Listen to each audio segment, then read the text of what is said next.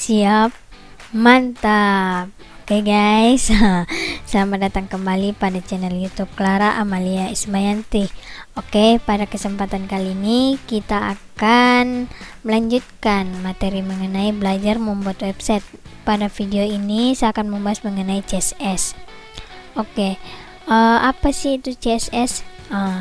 CSS adalah singkatan dari Cascading Style Sheets. CSS adalah bahasa yang kita gunakan untuk mendesain dokumen HTML. CSS menjelaskan bagaimana elemen HTML harus ditampilkan. Nah, CSS ini memecahkan masalah besar dalam pembuatan website itu sendiri. Karena HTML tidak pernah dimaksudkan untuk memuat tag untuk memformat halaman web itu sendiri. HTML dibuat untuk mendeskripsikan konten halaman web, sehingga CSS ini menjadi salah satu solusi untuk memformat halaman web itu sendiri. Oke, di sini ada sintaks CSS, di mana set aturan CSS terdiri dari selektor. Ini terdiri dari selektor dan juga deklarasi. Oke, langsung saja saya jelaskan secara perlahan-lahan. Misal di sini selektor menunjuk ke elemen HTML yang ingin kita berikan gaya. Misal dalam judul H1 atau kita mungkin inginkan paragraf itu masuk dalam selektor. Kemudian ada blok deklarasi nih. Blok deklarasi berisi satu atau lebih deklarasi yang dipisahkan oleh titik koma seperti ini. Nah, step deklarasi menyertakan nama properti CSS dan nilainya dipisahkan oleh titik koma ini. Kalau ini properti, kemudian jenis warnanya itu baru merupakan nilainya.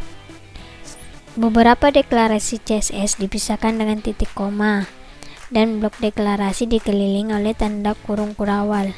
Jadi jangan dilupakan, kita harus memasukkannya ke dalam kurung kurawal. Cara menyisipkan CSS ada 3 cara, yaitu eksternal, internal, dan inline. Oke, saya akan menjelaskan satu persatu. Pertama, bagaimana cara secara eksternal itu. Di sini saya memiliki dokumen HTML seperti ini.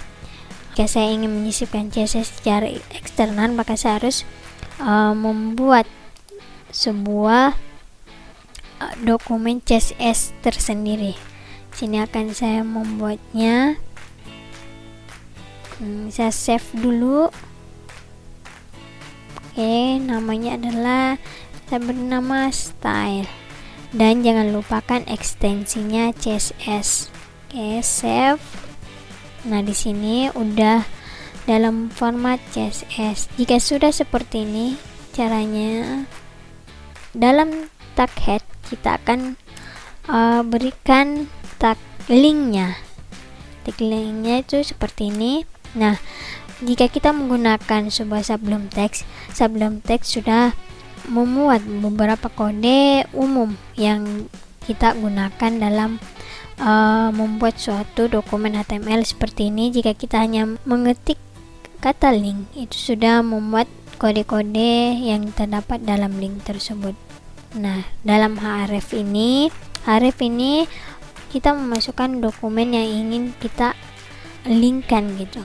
Misal di sini karena saya menyimpan dokumennya dengan nama style CSS. Style, dan jangan lupakan ekstensinya CSS. Oke, seperti ini. Kemudian kita save. Nah, ini sudah terhubung ke sini, ke dokumen CSS-nya. Kemudian lanjut cara yang kedua, yaitu internal. Nah, cara yang internal ini cukup mudah. Kita hapus dulu yang ini ya. Kita hapus. Nah, secara internal kita bisa masukkan dalam tag head, kita berikan tag style. Oke, seperti ini. Nah, di sini kan udah ada kode yang secara umumnya kita gunakan, tapi di sini saya hapus karena kita hanya perlukan tag stylenya. Oke, misal kita memberikan pada bodinya sebuah background color, kita tinggal masukkan saja tanpa perlu masuk ke dokumen CSS dari luar. Misal seperti ini. Body, jangan lupakan kurung kurawalnya dan masukkan background color. Nah, di sini ada background color.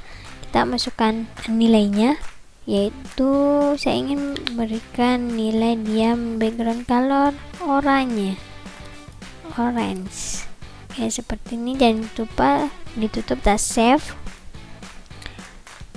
Kita buka dokumennya, maka hasilnya akan seperti ini. Nah, sotex kalian bisa melihatnya, warna latarnya berubah menjadi orange. Itu jika kita secara internal. Nah, kemudian bagaimana sih cara inline-nya? Oke, saya akan jelaskan. Kita hapus dulu ini. Nah, secara inline itu kita berikan, misal di bagian judulnya kita mau memberikan sebuah color pada teksnya, kita tinggal tik di sini style, seperti ini style. Kemudian kita masukkan propertinya apa, yaitu color. Kemudian masukkan value-nya atau nilainya, yaitu misal pada judulnya saya ingin memberikan warna marron, seperti ini. Kemudian jangan lupa ditutup dengan titik koma seperti ini. Kita save, maka perubahannya akan menjadi seperti ini. Sotex kalian bisa melihat pada judulnya berubah menjadi warna marron. Oke, seperti itu cara menyisipkan sebuah dokumen CSS ke dalam HTML. Kita lanjut, saya akan menjelaskan beberapa yang terdapat pada CSS itu sendiri. Pada video kali ini mungkin hanya sedikit yang bisa saya jelaskan. Untuk lebih jelasnya nanti akan saya jelaskan di video berikutnya. Oke, kita mulai dari pertama, yaitu CSS selector. CSS selector memilih elemen HTML berdasarkan nama elemennya. Contoh di sini semua tag P elemen yang ada pada HTML yang telah saya buat akan dirata tengahkan dengan warna teks berwarna merah. Maka caranya itu, karena di sini saya akan menyisipkan CSS secara eksternal, maka saya akan mengetikkannya pada dokumen CSS-nya seperti ini. P, masukkan selektornya ini, kemudian jangan lupakan kurawal, kemudian masukkan teks align seperti ini, kemudian masukkan nilainya itu center karena kita ingin membuatnya rata tengah. Kemudian colornya di sini tadi kita akan memberikan color pada teksnya berwarna merah, red, seperti ini. Oke, kita save, dan jangan lupa di HTML nya kita buat linknya untuk menghubungkan dokumen CSS nya seperti ini, style.css. Oke, kita save dan kita akan lihat perubahannya. Nah, di sini perubahannya udah rata tengah dan berwarna merah. Lanjut, yang kedua, memberikan komentar pada CSS. Gimana sih caranya? Komentar digunakan untuk menjelaskan kode dan dapat membantu ketika kita mengedit kode sumber di lain waktu. Komentar diabaikan oleh browser. Komentar CSS ditempatkan di dalam elemen style dan dimulai dengan garing kemudian bintang dan menutupnya dengan bintang kemudian garing, seperti itu. Saya akan memberikan contohnya seperti ini. Sebagai contohnya seperti ini.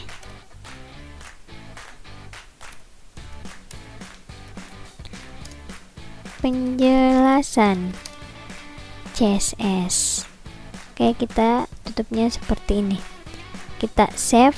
Kita lihat perubahannya pada browser. Oke, kita refresh dan lihat komentarnya tidak nampak pada browser ini. Seperti yang telah saya jelaskan sebelumnya, komentar digunakan untuk menjelaskan kode dan dapat membantu kita ketika kita ingin mengedit kode sumber di lain waktunya. Seperti begitu sotex kalian. Kemudian kita lanjut yang ketiga, memberikan warna. Warna ditentukan menggunakan nama warna yang telah ditentukan sebelumnya atau nilai RGB-nya, hex, HSL, dan lain-lainnya. Di CSS, warna dapat ditentukan dengan menggunakan nama warnanya. Jika kita ingin memberikan warna pada background, kita bisa membuat kodenya seperti ini. Kita ketikkan background color. Oke, kita akan beri dia warna tomato seperti ini. Kita save, lalu kita refresh di browser. Nah, di sini dia akan memberikan background berwarna tomato seperti ini. Tomato itu agak ke orange-orangean ya. Nah, lanjut, jika kita ingin memberikan sebuah warna pada teksnya, nah tadi kita sudah contohkan warna teksnya berwarna merah seperti ini. Jika kita memberikan warna teksnya dengan menggunakan property color dengan value-nya itu warnanya itu sendiri. Kemudian misal kita ingin memberikan warna pada border, gimana sih caranya? Oke, kalau pada border itu kita bisa memberikan seperti ini. Kita ketikkan misal pada paragraf lagi ya, kita berikan border.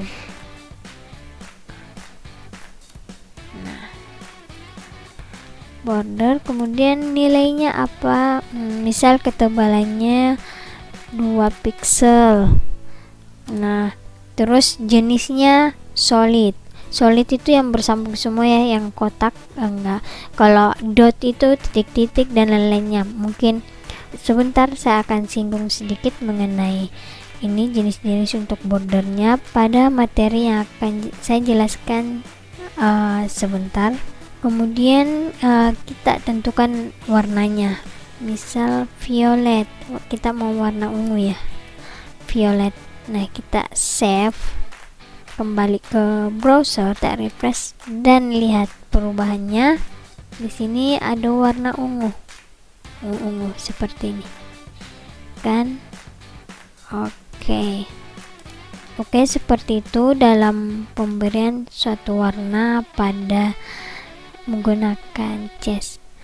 Oke, baik, seperti itu pemberian warna pada CSS. Kemudian yang keempat itu border style. Nah, border style ini menspesifikasikan jenis perbatasan ke layar. Seperti yang tadi yang saya bahas sebelumnya itu mengenai border, ada banyak macam, ada banyak nilai-nilainya. Oke, saya akan menjelaskannya secara mendetail pada bagian ini. Misal, nah jika pada codingannya itu seperti ini, misal saya hapus dulu ya yang ininya. Nah, misal saya akan memberikan border stylenya itu berupa titik-titik. Nah, caranya itu seperti ini, border, kemudian kita ke border style, kemudian value nya yaitu dot. Nah, ini sudah ada dot, kita save, kita kembali ke browser, kita refresh. Nah, ini terlihat, sabar, kita akan ganti warna backgroundnya dulu ya agar kelihatan gitu.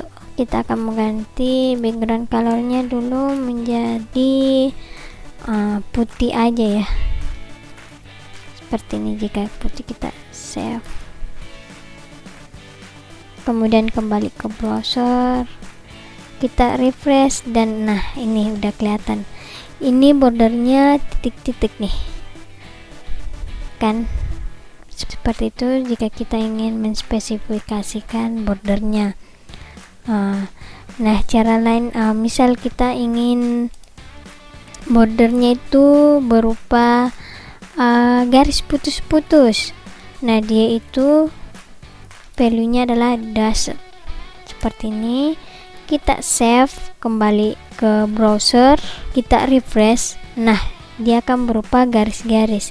Ada banyak nilai-nilai yang terdapat pada border style di CSS. Ada dot, mendefinisikan perbatasan bertitik, kemudian dash, mendefinisikan perbatasan putus-putus, kemudian solid, perbatasan yang kokoh yang nggak ada macam gaya-gayanya, langsung aja kotak gitu. Kemudian ada double, mendefinisikan perbatasannya itu ganda. Kemudian ada group, bridge, inset, outset, non. Non itu yang nggak ada ininya ya, nggak ada perbatasannya. Kemudian ada hidden. Nah, mungkin untuk shorttext kalian bisa explore gitu di browser macam-macamnya, karena di video ini saya hanya menjelaskan secara singkat saja. Selanjutnya saya akan menjelaskan tentang margin pada CSS. Nah, di CSS juga kita bisa menentukan margin nih guys pada HTML yang telah kita buat. Nah, cara menentukannya seperti apa? Nah, misal nih dalam paragraf kita ingin menentukan marginnya seperti ini. Margin top. Nah, berapa pixel itu bisa berupa pixel. Margin top. Kita di sini mau menentukan berapa pixel nih. Nah, di sini saya ingin memberikan 100 pixel. Kemudian margin bottomnya saya ingin memberikannya 100 pixel juga. Kemudian margin bagian kanan, itu kanan right, saya ingin memberikannya 150 pixel. Kemudian untuk bagian kiri itu margin left, saya akan memberikannya nilai dengan 80 pixel. Nah, kita save. Nah, kita lihat pada browser perubahannya nih. Nah, seperti ini perubahannya. Dia berpindah sesuai dengan value dari margin yang telah kita tentukan. Seperti ini hasilnya. Atau kita juga bisa menggunakan kode yang singkat seperti ini. Kita hapus saja ini ya. Hapus. Kita akan menggunakan kode yang singkat saja, yang tidak panjang-panjang seperti tadi. Misal nih, langsung aja masukkan propertinya yaitu margin. Langsung saja kita nuliskan margin. Nah, di sini langsung saja nih aturan pembuatannya itu dia mengikuti arah jarum jam. Jadi kita mulai dari atas dulu, yaitu dari top. Margin topnya kita akan beri berapa value nih, kayak misal margin topnya saya akan memberikan dengan 25 pixel. Nah, kita bisa kemudian lanjut ke bagian kanan ya, saya akan memberikannya 50 pixel. Kemudian lanjut ke bagian bawah atau bottom itu 150 pixel. Kemudian yang terakhir yang bagian kirinya itu marginnya saya akan memberikan value 100 pixel. Nah, jangan lupakan titik komanya. Kemudian kita save, kita kembali ke browser, kita refresh, dan seperti ini hasilnya. Kita lanjutkan ke pemberian padding pada CSS. Nah, properti padding ini digunakan untuk menghasilkan ruang di sekitar konten elemen di dalam batas yang telah ditentukan. Dengan CSS kita memiliki kontrol penuh atas paddingnya. Ada properti untuk mengatur padding itu sendiri. Misal bagian atas, kanan, bawah, dan kirinya itu. Caranya seperti bagaimana? Sebenarnya caranya sama dengan pemberian margin. Nah, misal kalau kita ingin panjang bisa kita seperti kode yang tadi nih. Kita memberikan propertinya satu-satu. Misal padding top, padding right, padding bottom, padding left. Nah, di sini saya akan mencontohkan dengan cara yang singkat saja seperti ini, padding. Oke.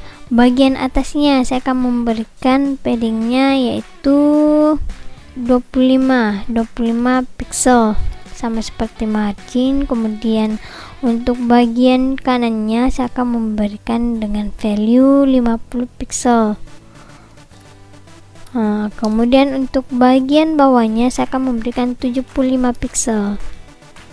Nah, dan terakhir untuk bagian kirinya saya akan memberikan value 100 pixel. Oke, kita save, kita kembali ke browser, kita refresh, dan seperti inilah perubahannya. Sangat menarik ya. Dan terakhir untuk tutorial pada video kali ini adalah menentukan tinggi dan lebar satu elemen. Nah, caranya gimana nih? Oke, kita langsung saja ke caranya. Berhubung karena ini langsung praktikum ya. Nah, memberikan nilai, misal kita jangan ambil bagian paragraf lagi ya, kita ke bagian judulnya H3 nih. Oke, pada bagian judulnya saya akan memberikan misal height. Kita langsung tuliskan properti dan value nya height. Saya akan memberikan height nya 200 pixel. Kemudian untuk width nya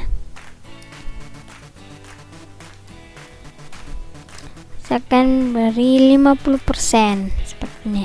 Oke, dalam pemberian value itu bisa banyak macam ya, bisa auto, length, persen, initial, inherit, dan pixel, dan macam-macam lainnya kita bisa gunakan.